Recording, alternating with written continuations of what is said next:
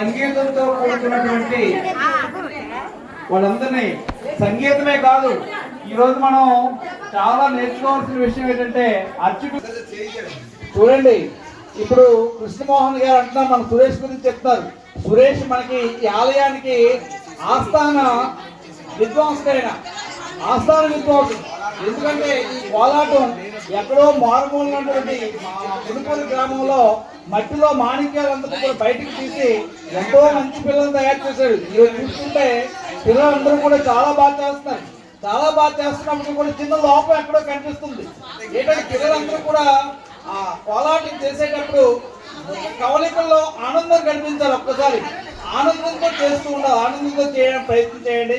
అదేవిధంగా మరి ఇంతకుముందు అబ్బాయి మనకి యాక్టివ్గా ఉండేది, ఇప్పుడు అనారోగ్యంతో బాధపడుతుంది. ఆ పిల్ల అస్తమానం అందరినీ అటు ఇటు తరగకుండా మీరందరూ కూడా యాక్టివ్గా ఉండాలి, సహాయం చేయాలి. అందరూ కూడా అందరూ సహాయం చేసి మంచి బాగా నాట్యం చేయడం కోసం మంచి కోలాటం జిల్లాలోనే మన గురుపూరి గ్రామంలో ఉన్నటువంటి పిల్లలు చాలా బాగా చేస్తారు. అటువంటి ద్రోణాచార్యులు లాంటి శిష్యుడు మనకు దొరికాడు, ద్రోణాచార్యులు లాంటి గురువు దొరికాడు మనకి. అటువంటి సురేష్ మనం వినియోగించుకొని బాగా చేయాలని, ఇంకా బాగా చేయాలని నేను చూసాను. ఈరోజు మేము కోలాటం చేసేటప్పుడు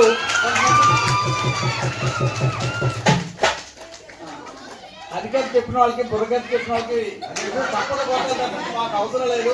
ఇలా కామ్గా ఉంటే మైక్ పట్టుకుంటారు, మాట్లాడుకుంటూ ఉండేది చాలు.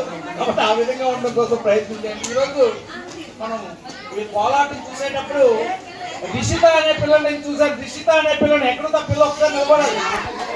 రిషిత అనే పిల్లలు చూస్తే ఆ పిల్ల ఎంత బాగా చేస్తుందంటే నేను మంత్రముగ్ధుడు అయిపోయాను, అంత బాగా చేస్తుంది పిల్ల. ఈ పిల్ల చూస్తే నాకు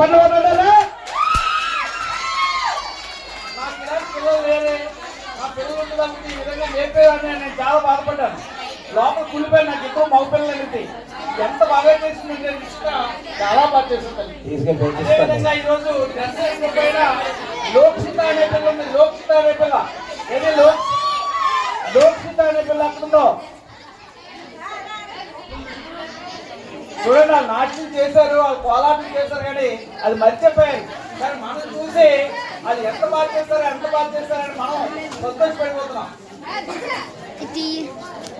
చాలా బాగా చేసావు. మనకు పుత్రోత్సాహము తండ్రికి పుత్రుడు జన్మించినప్పుడు పుట్టదు, ఆ పుత్రుని కనుగొని పొగడగా పుత్రోత్సాహము నాడు పొందుర సుమతి. పిల్లలు తనుశ్రీ ఏదమ్మా, తనుశ్రీ ఎక్కడుందమ్మా? తనుశ్రీ ప్రతి సంవత్సరం తనుశ్రీ అవార్డులు కొడుతూనే ఉంది. మా మైకులో ఎప్పుడు తనుశ్రీ అని పలుస్తూనే ఉంటాం. కానీ వాళ్ళిద్దరు కూడా ఎంత బాగా చేశారంటేనమ్మా ఈరోజు చాలా బాగా చేశారు. ఆ కోలాటంలో ఇంత బాగా చేయగలరా? మా భవ్య ఉంది, భవ్య పోటీ పడడానికి చూస్తుంది. ఇచ్చినట్టు బాబు నేను చూసాను, పక్కన బాధపడుతుందేమో. ఎక్కడుందో భవ్య నేను చూస్తున్నాను. మా భవ్య ఎక్కడ కలుపుతుందేమో అనేది కలపలేకపోతున్నాను. ఇంకా పోటీ పడాలి. మీరందరూ కూడా చూడాలమ్మా, ఎవరు ఎలా చేస్తున్నారో చూడాలి, మనం ఏం తప్పు చేస్తున్నామో చూడాలి, ఆ తప్పును సరిదిద్దుకోవాలి. మంచి పేరు ప్రఖ్యాలు తీసుకొచ్చేట్టుగా మంచి గురువు దొరికాడు కాబట్టి ఆ గురువు దగ్గర ఉండే ఇచ్చినంతనే లాక్కుంటూ ఉండాలి. మనం లాక్కుంటూ ఉండాలి, అలా వదలకూడదు అండి గురువుని.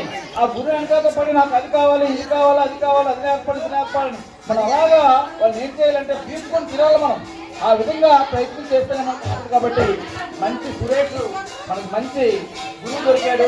అటువంటి గురువు దగ్గర ఆ పసుపాన్ గ్రామం ఎక్కడో మారుమూల గ్రామం మన గ్రామంలో